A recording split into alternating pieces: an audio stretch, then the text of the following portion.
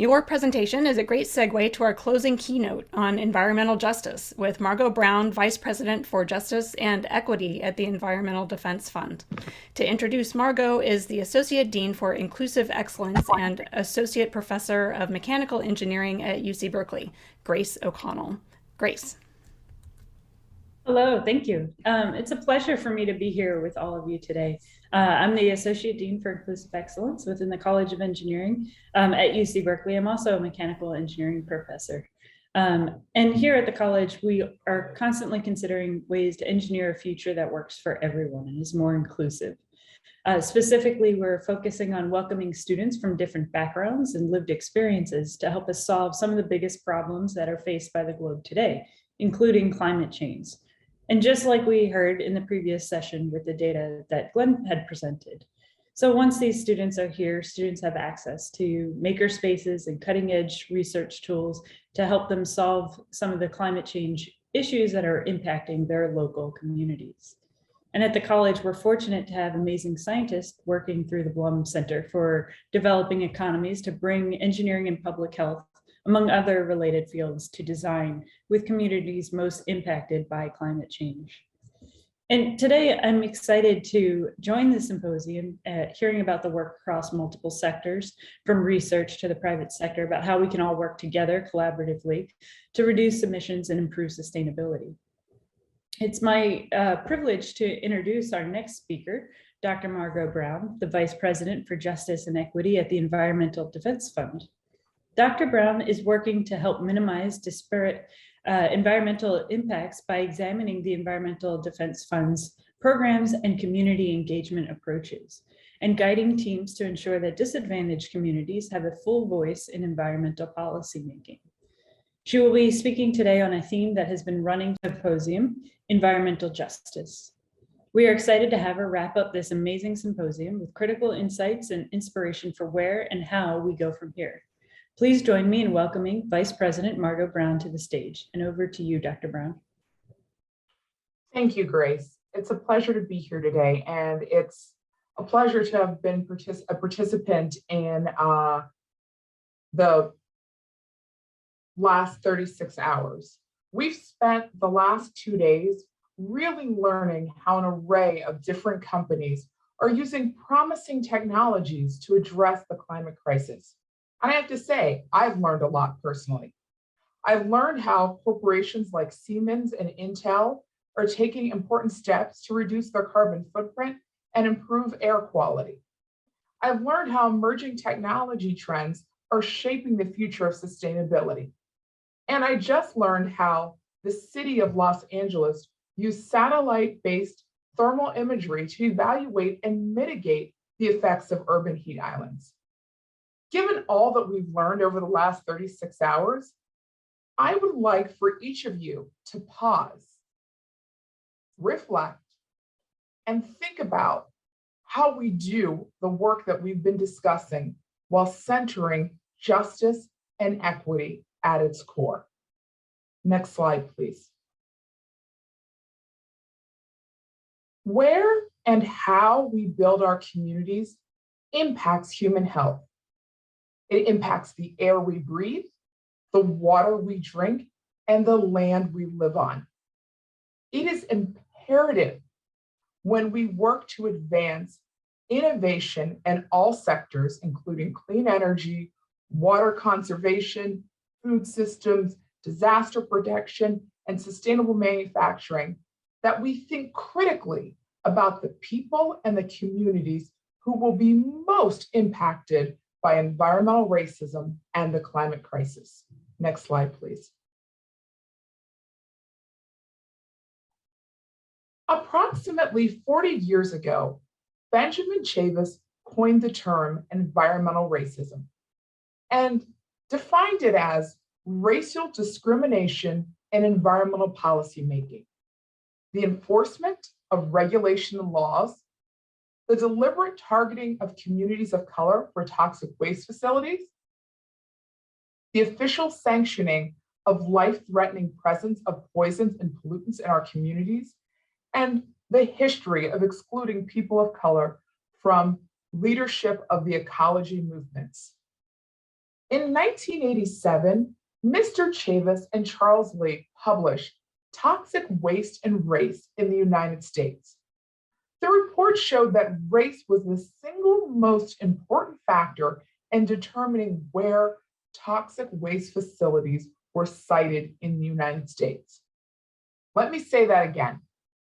The report showed that race was the single most important factor in determining where toxic waste facilities were sited in the United States.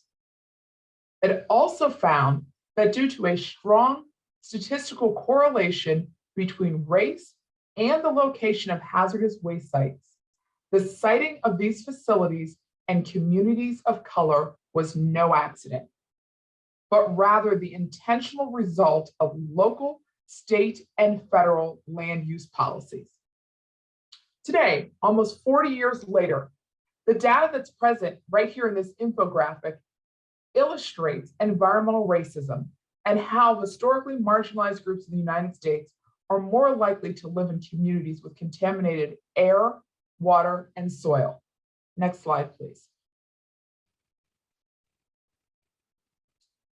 Just this week, the New York Times and the Washington Post both published stories highlighting how redlining has isolated communities of color who now bear a disproportionate burden of poor air quality that will have a profound effect on the wide range of health, functioning, and quality of life outcomes for generations to come.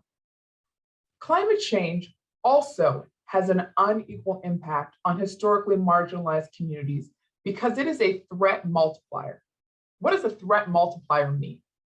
What it means is that climate change is going to layer upon existing racist local, state, and federal land use policies, differences in public health, differences in economic accessibility, and social injustices. And this is not going to happen just in the United States. We're going to see this throughout the world. And the best example that I can give you is here on this slide. In 2021, Hurricane Ida was the second most damning hurricane to make landfall in Louisiana. Ida carved a path across Louisiana that cut through a region packed with hazardous chemical plants. And it became a threat multiplier in Louisiana's industrial corridor, also known as Cancer Alley. So what you see here in the slide at the top is an image of a home in Louisiana's industrial corridor. This home is less than 100 yards away from Motiva Oil Refinery that produces 300,000 barrels of oil per day. And what you see below on the screen is the tracking path for Hurricane Ida. And it was a Category 4 that landed in the industrial corridor. So all of the environmental injustices and all of the public health problems and economic problems and social injustices that existed in Louisiana's Cancer Corridor were exacerbated by Hurricane Ida. Next slide, please. So what do we have to do here? We have to really begin to connect the dots. It's imperative that everyone understand environmental justice and climate justice are where every climate solution should begin. Let me say that again. Environmental justice and climate justice are where every climate solution should begin. Because the people most affected by environmental injustices are the same people who will bear the heaviest burden from global warming. Last slide, please. So what's the call to action? What can you do? You sat through 36 hours learning all about climate innovation. And as I said, climate innovation is a team sport.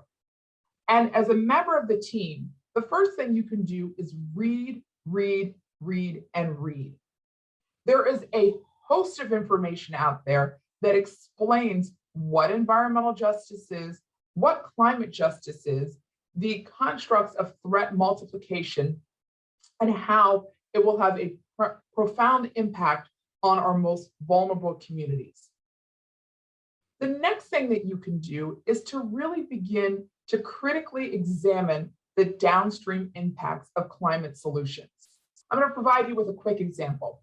When I first joined EDF, I was asked to review, like I always am, a number of proposed bills that may or may not ever see the light of day on the Hill. And the proposed bill I was asked to review was suggesting that there should be EV stations that are placed in low income and historically marginalized communities to ensure their economic advancement and development. And on its surface, it seems like a great bill, right? That's a great thing to do. But my job is to look further downstream and to question what happens when those charging stations get placed in a low income community. The individuals who live in that community are likely not to have the resources to buy an electric vehicle. However, word will spread throughout the city or the town that there are charging stations in this community. And what people will realize is there's a charging station here and the cost of housing is low. And one unintended consequence of this bill could have been gentrification. So right now in Congress, they've recently passed a bipartisan infrastructure framework.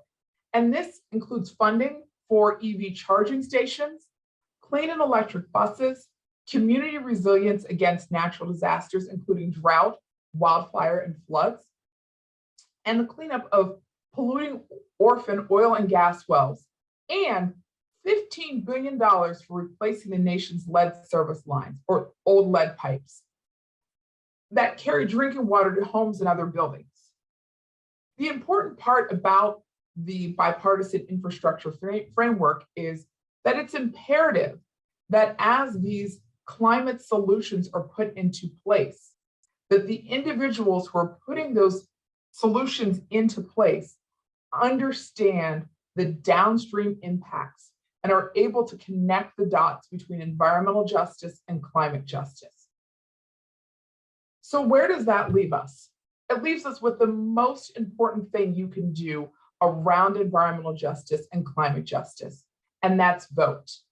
And it's not voting in a presidential election, or it's not voting for a Democrat or a Republican or an independent. It's voting in every single election.